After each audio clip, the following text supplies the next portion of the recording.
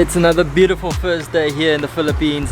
Okay, I'm lying again. It looks like it's gonna rain any minute now. But just take a look at this surf forecast. 0.7 meters to 1.1 meters, one store. Back home when I need to surf, Magic Seaweed needs to say at least like 4 stars before it's worth surfing. Over here, you only need 1 star. That's one of the things I love. High tide is right now, so I'm gonna eat some cereal and hop on over to the beach. Ow, forgot your milk.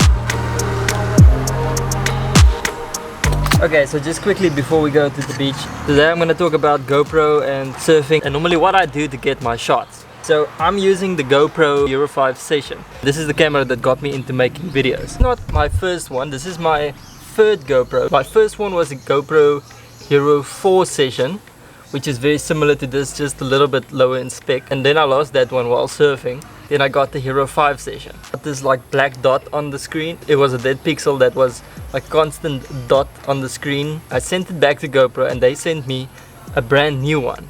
Now I think this is like the last one of the sessions they sent me, but this is still a very capable camera. So I normally have 2 shots for surfing. I use this mouth mount which I put in my mouth. I remember go for a hands like oh here. Then I have the surfboard mount which is mounted on my surfboard where the GoPro clicks in here, and then I get the shot of me standing on the board. Now I normally swap between these shots to make it a little bit more interesting.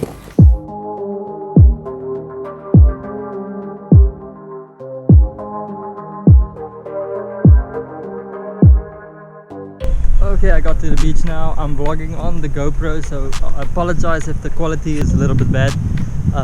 The wave doesn't look too good, but there's a lot of people, so I don't know if I'm gonna get some good waves. Okay, so I normally use this floaty. I put the GoPro inside of it, so if it gets off, I have the floaty floating around in the ocean, and it's orange, so it will be easy to see. And then for my first line of defense, I have this piece of string which goes into. So I have the GoPro going straight to the board. You can also put it on an angle facing this way or this way, which will give you a different look. But at the moment I only have 1 mount on this board. So let's do this. My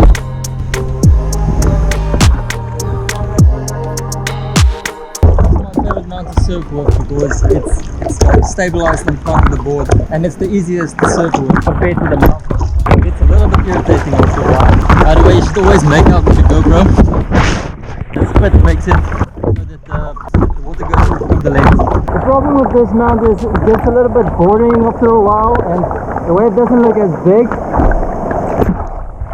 So it's really good to like change between the shots.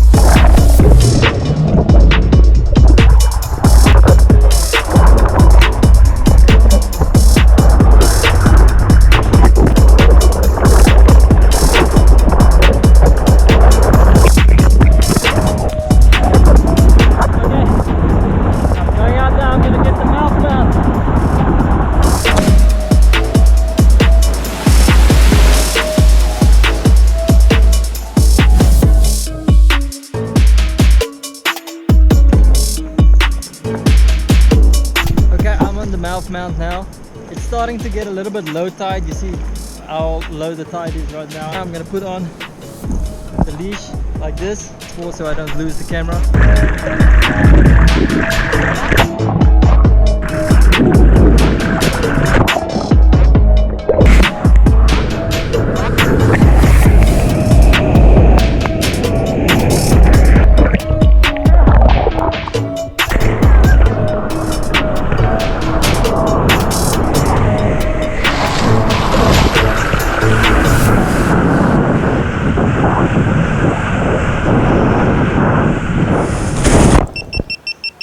I ran out of battery, so I don't know how good my point of view shots will be. But that was such a good surf. I'm so tired now.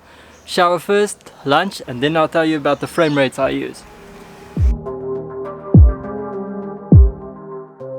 Okay, so for lunch is noodles and beef. And I'm going to show you the resolutions and frame rates I use from my phone, because this GoPro doesn't have a LCD screen. So I forgot I can't connect to the GoPro when the battery is dead. I'm gonna go charge the GoPro and then I'll be back.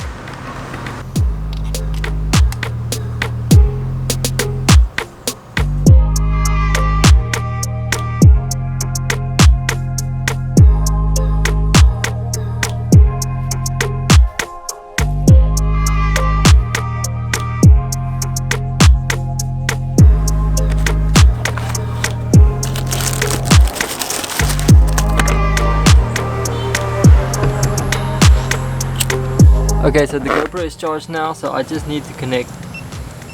When I use the surfboard mount with the GoPro mounted on the front of the surfboard, I always go for the 1080 with the 90 frames a second. I like to use 90 frames a second for the surfboard mount shot because then I can slow it down a lot. Normally I shoot my videos at 24 frames a second, so if I slow a clip down from 90 frames a second to 24 frames a second, I can slow it down all the way to 26%, so that's a lot of slow motion. The GoPro Hero 8 can do like 240 frames a second, so you can slow it down to 10%, which is really cool. But my GoPro is very old compared to the new GoPro Hero 8. This doesn't allow me to use super view or video stabilization, but I don't need video stabilization because when it's on the board, it's onto a solid object, so it's stabilized by the board. With the point of view shots, I normally don't use the 90 frames a second because it doesn't look as cool as the surfboard mount shots. So I would rather not sacrifice the detail, because if you use a high frame rate, then you always sacrifice a little bit of video quality. So when I change to the mouth mount, I would go for either 1080 super view at 60 frames a second, which still allows video stabilization. The mouth mount is very shaky while in your mouth, and if you move your head, the paws are rubber, so they are very shaky. So you actually need that stabilization. Super view is nice because it gives you a very wide angle, so you can see anything that's around you. So most of the time when I use the mouth mount, I use 1440p. This only works in wide and it works with 60 frames a second and is stabilized. The resolution is 1440 by 1920. So the horizontal is the same as the normal 1080p. This is 1080 with super view. This is 1440 wide. So that means that you have 360 lines to play with in the vertical. Because if you have the GoPro in your mouth, you can't see where the GoPro is pointed, so it makes it very easy in post to select either the top half or the bottom half of what you're shooting. Anyway, I'm gonna end this video here. Hit that like button if you liked it, subscribe if you want to see more videos like this one. So I guess I'll see you in the next one.